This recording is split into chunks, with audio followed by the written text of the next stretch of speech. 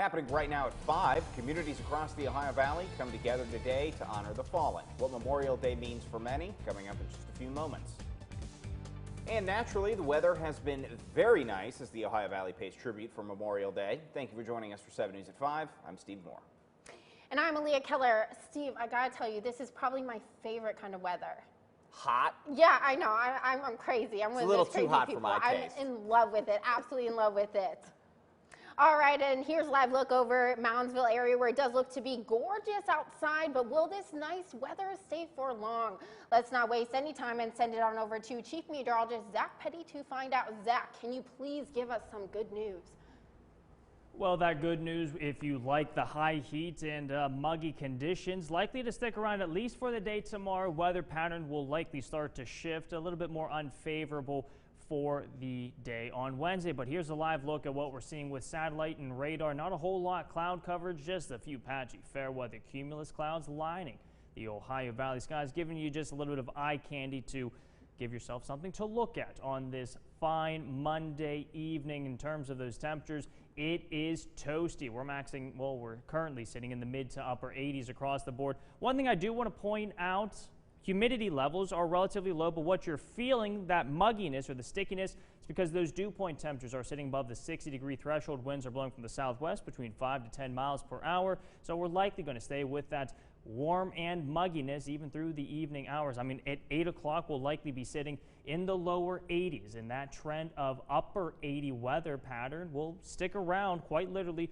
for the day tomorrow. But what's in store later this week? I am tracking and keeping an eye on our next round of rain that will likely come on Wednesday. More details in a full picture forecast minutes away, but for now, we'll send it back over to you, Steve. Thank you, Zach. Well, as you've seen, communities across the Ohio Valley and the country came together for remembrance services today. For the military and our veterans, Memorial Day is a somber occasion. It's a day meant to honor those who died in service to our country, those that made the ultimate sacrifice. That's different from Veterans Day, which is in November, and that's more celebratory and recognizes all veterans who have served in the U.S. military. Veterans that we spoke to hope that the community paused to take a moment and reflect on what this weekend really means. Yeah, you can say it's the beginning of summer, but it still needs to be remembered. It's getting forgotten in this country. These people have a lot of pride. Just look in the park, most of these names came from people here. Now, they may not be here, but they wanted somebody represented. Rogers, who is a member of the American Legion Post 18 out in Cameron, helps coordinate one of the area's biggest Memorial Day tributes, which is the Field of Flags. He says that it means a lot when people come to the display and take a moment to show respect to his fellow veterans, especially those who died during their service. Well, it was a unique Memorial Day morning in St. Clairsville. Hundreds of motorcyclists came roaring into town, and city officials closed down Main Street to welcome the Run for the Wall riders. 7 News reporter DK Wright brings us the sights and sounds from this unusual event.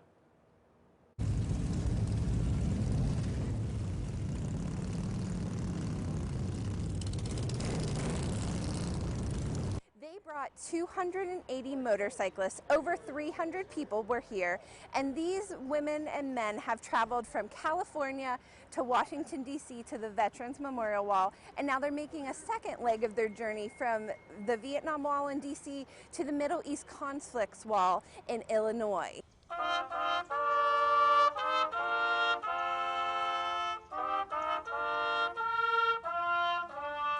We took the names of veterans from the Vietnam Memorial. We carried them the whole way, and our mission ended when we took their bios to the wall, said their names out loud so that they're never forgotten.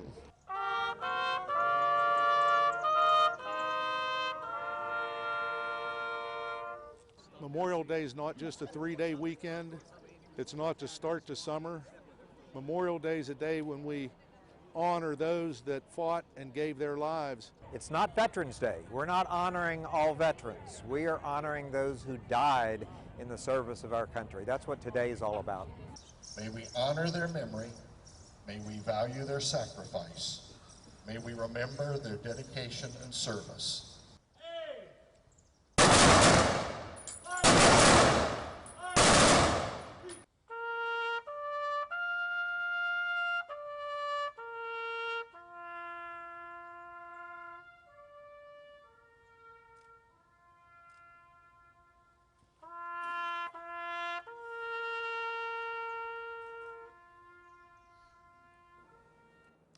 The mission of Run for the Wall is to promote healing among all veterans, to demand an accounting for all POWs and MIAs, and to honor the memory of those killed in action. Well, it's also the day that many in Marshall County have paid tribute to the brave men and women who made the ultimate sacrifice. Over 100 honored our veterans and fallen soldiers during the ceremony. Veterans, military families, and proud Americans came out. It started off with the Pledge of Allegiance, along with patriotic music, and then wrapped up with a 21-gun salute. The ceremony reminded everyone of the sacrifices made on our behalf. Today is not only a day of grieving their loss, but celebrating their life. Today is about our veterans who have fought and died in service of this country. And this is our small way of just remembering them and giving back. Several special guests also paid tribute during the ceremony. Those include Moundsville Honor Guard, Boy Scouts and veterans, and Gold Star families. The unique sound and grade A performances led this Brooke County band to the top. Just as most bands are packing up their instruments for the summer, this group is busy packing their bags. 7 News reporter Ashley Kaiser has the details on where they're going. Ashley. Steve, Brooke High School Marching Band is ending their year with a bang. You've watched them perform at halftime during football season, and if you're like me, you often find yourself humming their signature tunes. But for this performance, the BHS Marching Band will have a second change of scenery. After countless hours of practice, the band's getting the ultimate award, a trip to Disney. Due to their outstanding sound and showmanship, they've been invited to perform at the happiest place on earth. Band director Johnny Leonard says his students' hard work is finally paying off. We're thrilled to have been invited to come and perform at the Magic Kingdom in Disney World for their 50th anniversary. So the band had to go through an application process and send in a video of our past performances. Very thankful that we were selected to go down there and perform and represent West Virginia, represent the Upper Ohio Valley, and we can't wait to go down there and perform at the Magic Kingdom at the House of the Mouse. They have rhythm from their head to their feet. A few of the BHS seniors are thankful for the opportunity and say it's the perfect way to end their high school careers. We've been looking forward to it, and this past week we've been working really hard. We're pretty pumped overall. It's going to be a great show. It's going to be a good couple of days as well. They will be performing their fight song Green and Gold on June 2nd. And that's not all. The Brooke High School Choir will join them in Disney and perform the following day. See what I mean? I'm going to be tapping my toes and humming that song all night. BHS Band and Choir, good luck on your performance. Reporting live for 7 News, I'm Ashley Kaiser, working for you. Ashley, thanks. Coming up on 7 News, air travel is reaching pre-pandemic levels, but airlines are continuing to struggle with the shortage of pilots. All the details after the break. Zach. Well, that high heat is sticking around into the day tomorrow, but I'm also keeping an eye on our chances for rain. I'll time it out in a full picture forecast coming up next.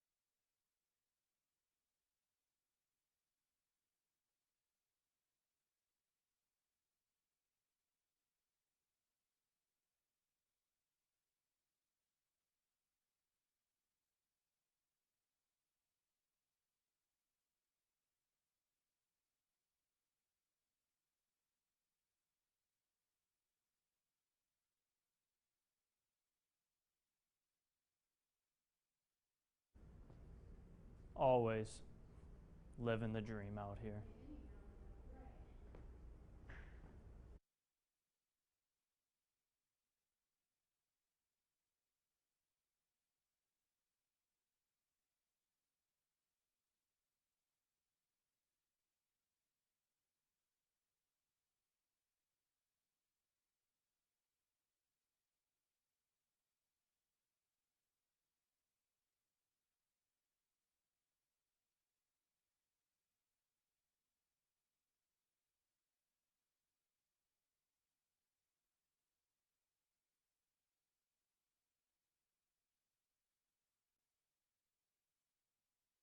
Storm Tracker 7 weather is presented by Panhandle Cleaning and Restoration.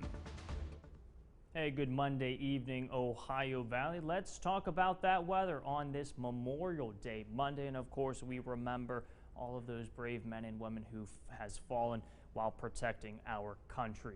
In regards to that weather, it was a bright blue sky day, plentiful sunshine all across the board thanks to this area of high pressure off the Chesapeake Bay influencing our weather, just allowing for a few patchy fair weather cumulus clouds to bubble up across the skies this afternoon. For the most part, we're staying on the dry side and will stay dry even as we transition into your Tuesday. Although my attention is now turned to what's going on over into the, I guess we call it the western Great Lakes region across Minnesota through northwestern Iowa and the eastern of North and South Dakota. The center of low pressure has that surface cold front draped across the central plains. That's what's going to make its way into our region as we transition into Wednesday afternoon and evening, likely through most of the day on Thursday. There is a chance for severe weather. I'll get to that here in just a moment, but I do want to primarily talk and touch about temperatures. Since it is Memorial Day, we start those 100 days until Labor Day, the unofficial start to summer.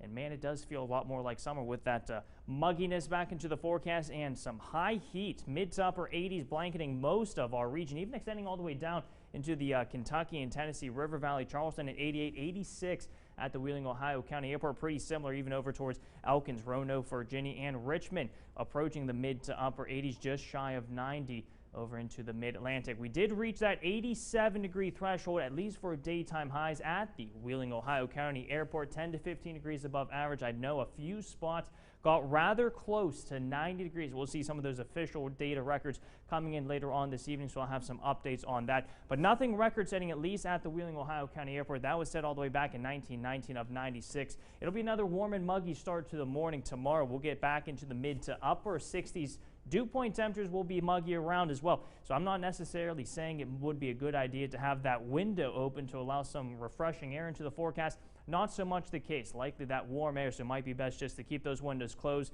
and allow that AC to continue to run. And you'll likely need the AC over the next 2 days. We'll be back near 90 for the day on Tuesday, and then that cold front drapes through Wednesday into Thursday with a drop in temperature, change in air mass to a more comfortable and seasonable pattern for your Thursday and Friday, although I know there are plenty of people who are okay with the heat. In regards to that cold front advancing through, that does provide the ingredients for some potential severe weather. We have a 2 out of 5 on the severe weather scale, primarily for areas north of I-70 on Wednesday, most of us south of I-70, and a 1 out of 5 on the severe weather scale. Primary concerns, if any severe weather does start to fire up, will be some gusty winds and the potential for some hail formation. I'll, of course, have more details as we approach Wednesday. Just wanted to give you a heads up of something that I am keeping an eye out for you as we continue on. Predictor, not a whole lot. That area of high pressure will keep us rather cloudless through your Tuesday morning hours. So keep the sunglasses around. If you have the day off again, well, you can probably keep the sunglasses and sunblock around because we'll have bright blue skies and plentiful sunshine yet again. Might get a little spicy. Maybe I'll bring that fair weather tie back out. Temperature-wise, near 90 tomorrow, mostly sunny skies. There's those chances for rain on June 1st, Wednesday evening through most of the day on Thursday. Then a quiet and calm pattern as we transition into the weekend with highs ranging in the 70s. In terms of your pollen report, we continue to see high pollen counts over the next several days. Primary pollens, mulberry, oak, and grasses. Your friendly reminder to download our Storm Tracker 7 app. It's free in the Google Play and App Store. Tune into our radio partners. That's WKKX, your watchdog network on 1600 AM, and the Valley's largest radio network, the River Network, at 100.5 WAMP FM. Aaliyah.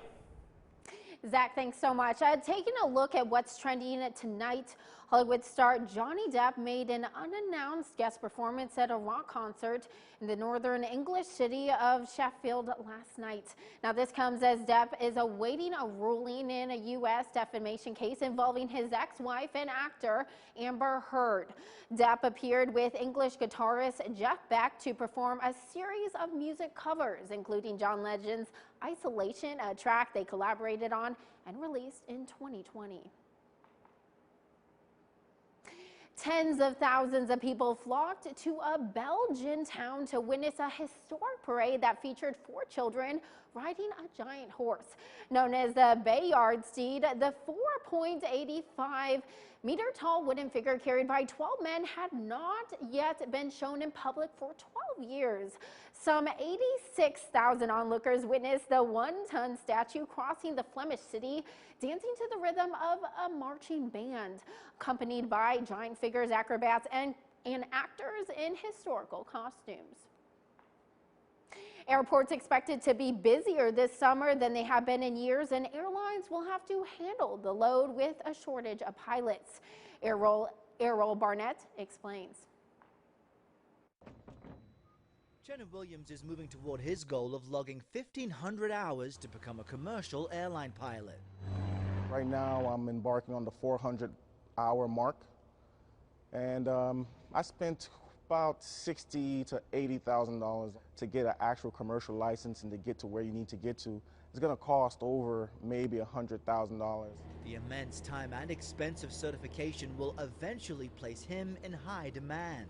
Over the next decade, more than 14,000 pilot openings are projected each year.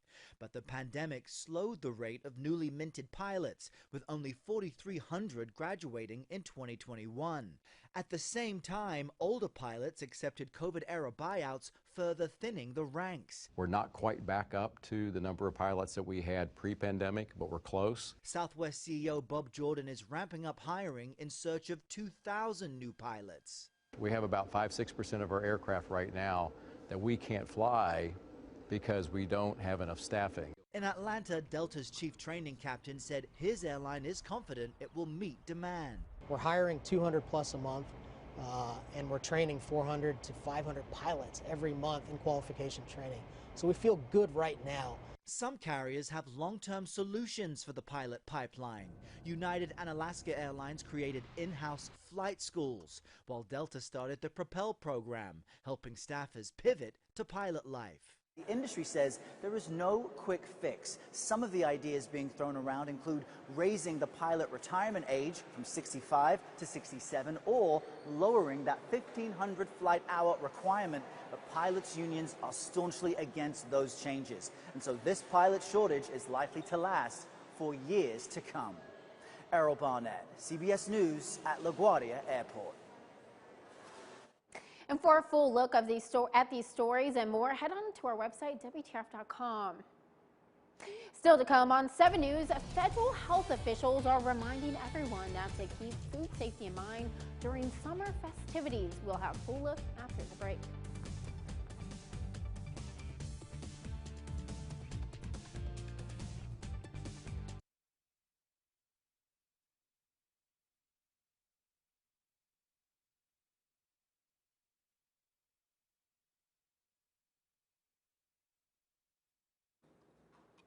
Yep.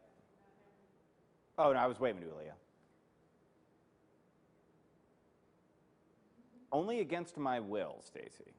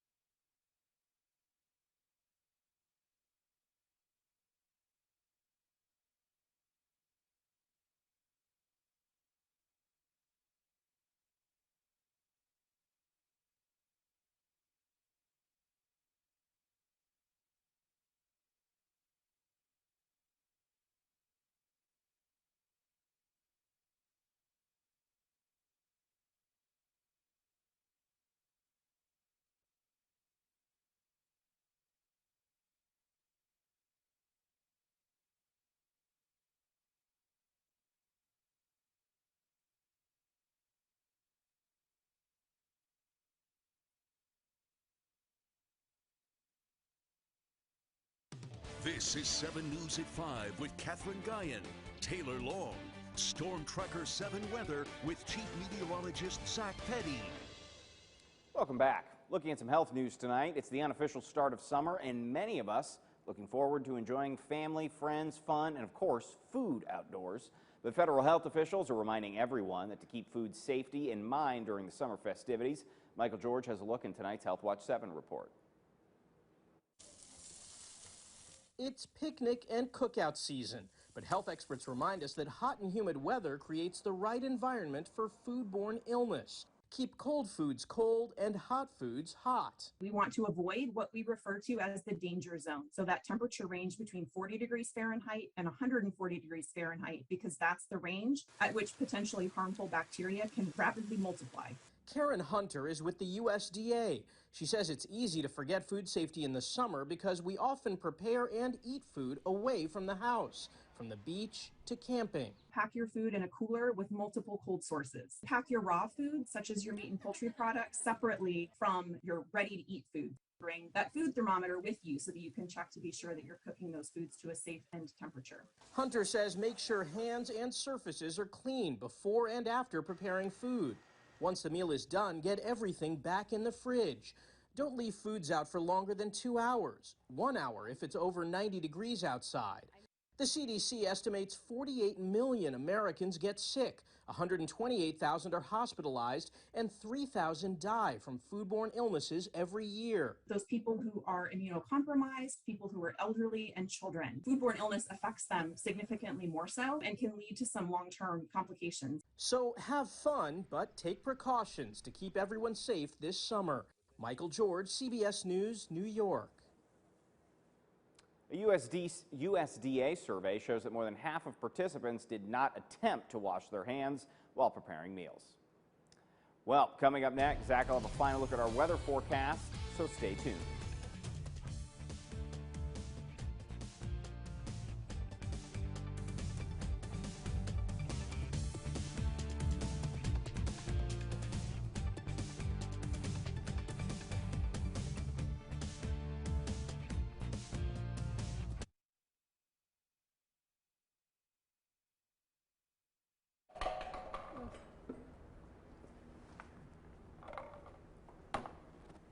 It's kind of nice in that studio. Oh, it's beautiful over there. It's a great time. It's like the fact it doesn't make sense as to how studio.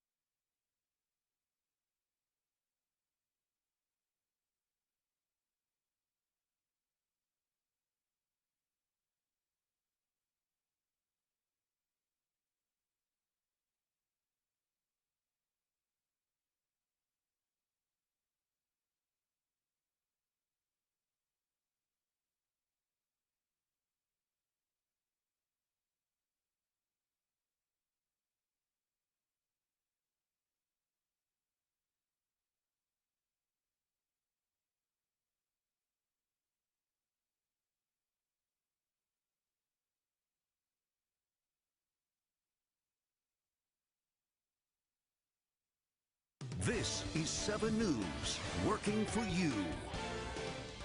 Hey, welcome back, Ohio Valley. Taking that final look of your 7-day forecast. Notice that high heat sticking around for the day tomorrow. UV index likely to be very high yet again. Sunburn takes place in about 20 minutes or less. We'll put the high right around 90 degrees. A few spots could eclipse that 90-degree threshold, especially south of I-70. Chances for rain likely to return thanks to a cold front Wednesday afternoon and evening. There is a chance for severe weather. I'll continue to keep an eye on that for you as we approach June 1st. Crazy enough, that's on Wednesday. Chances for rain will continue through the day on Thursday, wrapping up in the afternoon, finally mixing in a few more rays of sunshine, though. Friday and the weekend is at least looking dry and comfortable, highs getting back in the seasonable levels. So it is unbearably hot, in my opinion. I am not a fan, Steve, and I know you're just going to harp on, or you're going to agree with me for once. Well, you know that I love complaining, but it's a little harder when you agree with everything I'm about to say. Like, Aaliyah loves it. I'm over here sticking to my chair. You guys are going to think I'm crazy, people. I'm a big fan of this summer weather, big fan. I feel like the hotter it is, the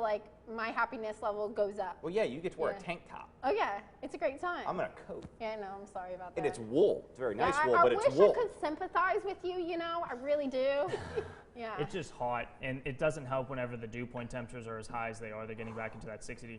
It's like we're not at instant sweat just yet, although if you walk out from a shower, it kind of does feel like that shower feel when you just walk out. It is not the most comfortable of feelings, although it looks like we get to do it all again tomorrow. Let's run it back, everyone. I'm okay with it. I'm okay with it. Yeah. It's wonderful, as Steve just said. Well, Zach, thank you very much. And don't forget that you can stay ahead of the game for weather. You can find out more information about events and, of course, breaking news right in our area by checking out our smartphone app. Download it for free in your Apple or Google Play Store. All you have to do is search WTRF.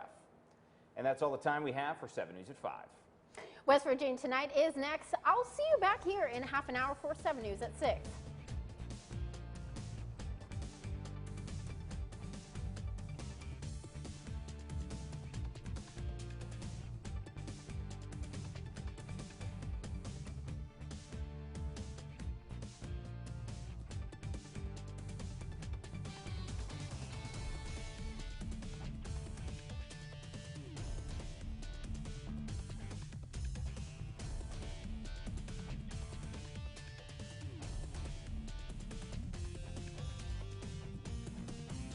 Seven News on WTRF has been brought to you by Bordas & Bordas.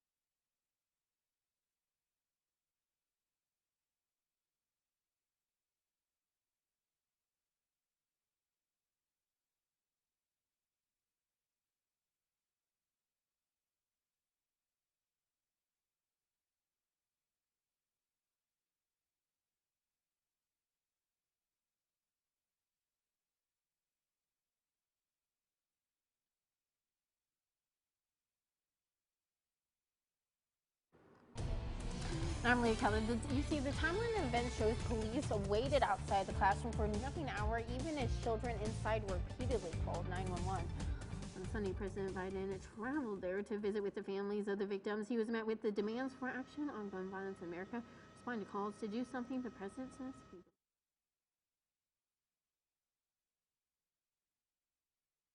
there's a lot of ideas on the table. I think this is a pivotal moment. I do see it a bit differently this time.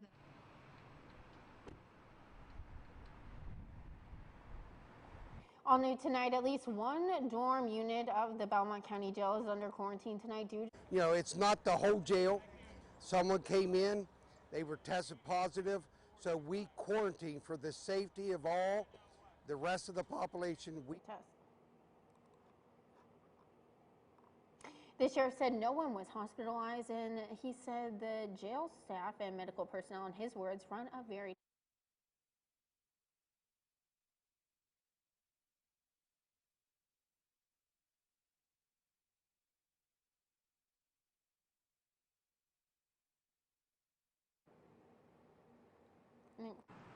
It's a tough time for many Americans eager to travel.